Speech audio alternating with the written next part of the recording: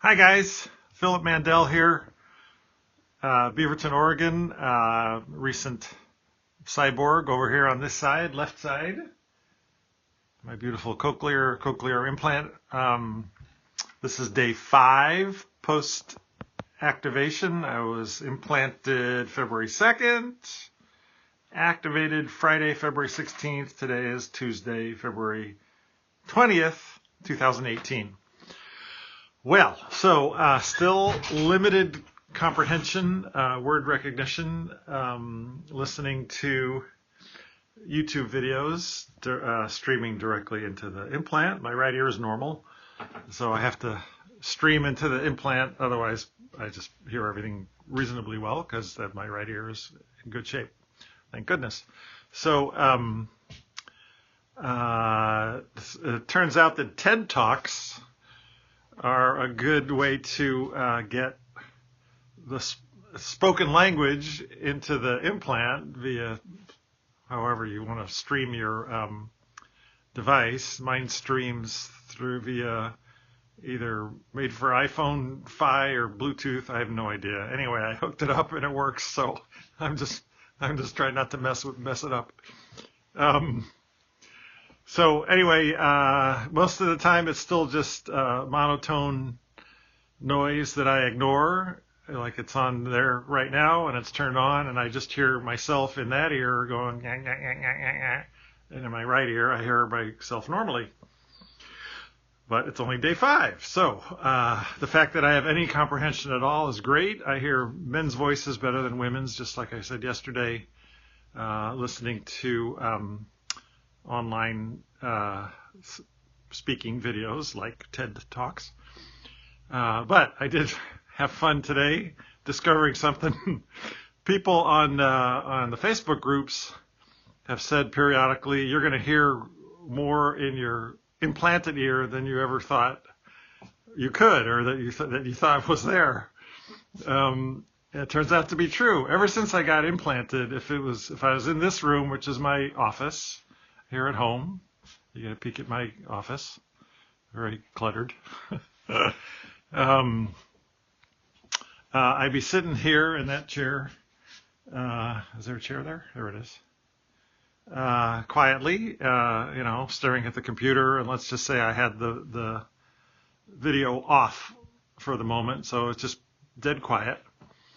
And I would hear a periodic noise in the implant that I didn't understand. At first I thought somehow it was picking up my heartbeat, which I couldn't imagine how it did. So I'd take my pulse while I heard it kind of go ding, ding, ding, ding, and it almost matched but didn't. So it's like, well, it's not my heartbeat, so maybe this thing's just being weird. I don't know.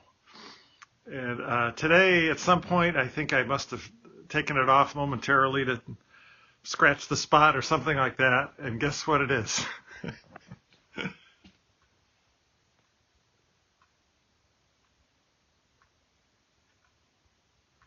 You probably can't hear it through the, because it's quiet, and I don't know if this thing picks it up, but it's that clock ticking, and I didn't know what it was. Because I barely hear it in the right ear. Once I discovered that, I took this off and listened, and I could barely hear it with the right ear, but the left ear hears it great. So, yay, implant. All right, now, if you aren't implanted yet and you're worried about surgery, well, you should be, because it's surgery, and you're going to get a hole in your head, and you're going to be under general anesthesia. So, it's safer than it's ever been, but what concerned me the most, actually, is the anesthesia. And I know it's way better than it used to be, but I've never been under general anesthesia, so I didn't know how I might react. Turns out I heard an interview on public radio, PBS. Pardon me, a guy was being interviewed, and he was talking about anesthesia. Turns out he's the head anesthesiologist at Oh, I can't quite find where. But anyway, he's a pediatric anesthesiologist with more than 30 years of experience. Anyway, it was a very cool interview. But it turns out he had also written a book. And it's called Counting Backwards. Because those of you who have been under know that one of their tricks is to have you count backwards from 100, and if you get to 99, you're lucky, because they knock you out pretty quick. But it's called Counting Backwards, a Doctor's Notes on Anesthesia. Here it is on Amazon.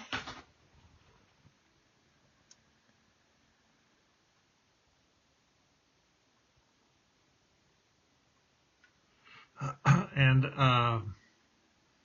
yeah, the author is, last name I can't pronounce because there's too many consonants. Prisbillo. Anyway, Counting Backwards by an Anesthesiologist. If you find that, or Counting Backwards, a Doctor's Notes on Anesthesia. So it's Henry J. Prisbillo, I don't know the last name. Anyway, I was lucky I found it at the library. I devoured it, and I felt much, much better now that I, after reading it, had some understanding of how these people think, what they're watching for, what are the critical things they're up to, what are they monitoring, how have the drugs come along since the decades ago, which is huge improvements that they've made.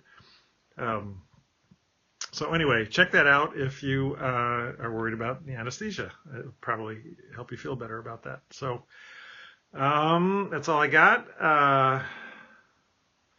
Yeah, I think that's all the news I can give you today. Music still just sounds like but the speech comprehension is just slightly better than yesterday, so every day is a little better so far.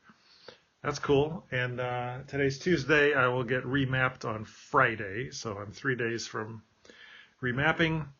And that'll be my first remapping, if I don't know how to call it. So activation is initial mapping, and then a week later it's another mapping. And that's weather permitting, because we're kind of snow and ice and junk right now in the Portland area.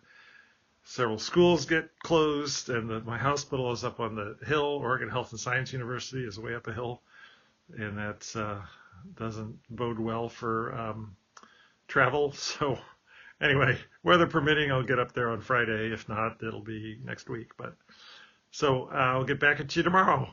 Thanks for listening. Philip Mandel, Beaverton, Oregon.